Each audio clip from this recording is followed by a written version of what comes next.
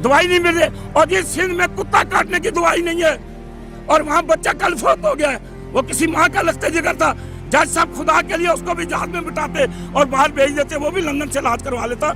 मेरे बच्चे का इलाज करवा दें, अल्लाह का वास्ता है आपको।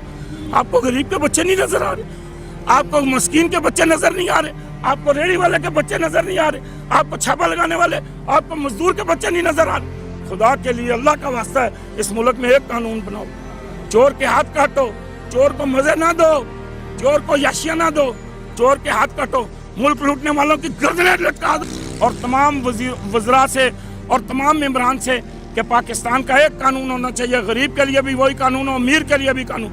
अमीर को ये नहीं कि वो अर्शों से उतरा हुआ है कि उसके लिए जनाब अमोल एहसार या उसके लिए जहाज आ रहा है। देखिए मेरी बीवी दिल की मरीज़ है, मेरे 2 बच्चे माजूर हैं, तो हमें तो कभी कोई फायदा नहीं मिला, ना हुकूमत से मिला है, ना जनाब किसी अदालत से मिला है ना।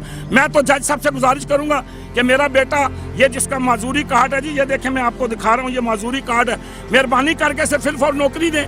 ये तो माजूर है, माजूरों का कोटा है, लेकिन कोई पूछने वाला नहीं है जी। गरीबों को दुख के अलावा तकलीफ के अलावा कुछ नहीं दिया। जी अस्सलाम वालेकुम। मलिक अब्दुल अजीज साहिब, इन्हें आपने सोशल मीडिया पर ज़रूर देखा होगा, इनके इंटरव्यूज़ जो मैं करता हूँ वो ज़रूर देखे होंगे, ये सोशल मीडिया पर काफ़ी वायरल होते हैं। तो आज से 2 रोज़ कबल इनके भाई की डेथ हुई, जिसके दुख में जिसका दुख लेके इन्हें फालिज का अटैक हुआ। इनकी जो लेफ्ट साइड है वो मुकम्मल काम करना छोड़ गई है, तो उसके अलावा ये है कि अभी ये ना बोल सकते हैं, और ये जो लेफ्ट साइड है वो मुकम्मल काम करना छोड़ गई है, इन्हें अभी ऑक्सीजन लगी हुई है। तो मैं आप सबसे गुजारिश करूंगा इनकी सेहत याबी के लिए ज़रूर दुआ करें, और इनकी जो फैमिली कंडीशन है वो इतनी ठीक नहीं है, तो इनके लिए जो मुमकिन तावन हो सके वो ज़रूर करें, ताकि इनका बेहतर से बेहतर इलाज करवा सकें, और इसके अलावा इनकी जो फैमिली है उसका सिस्टम अच्छी तरह चल सके।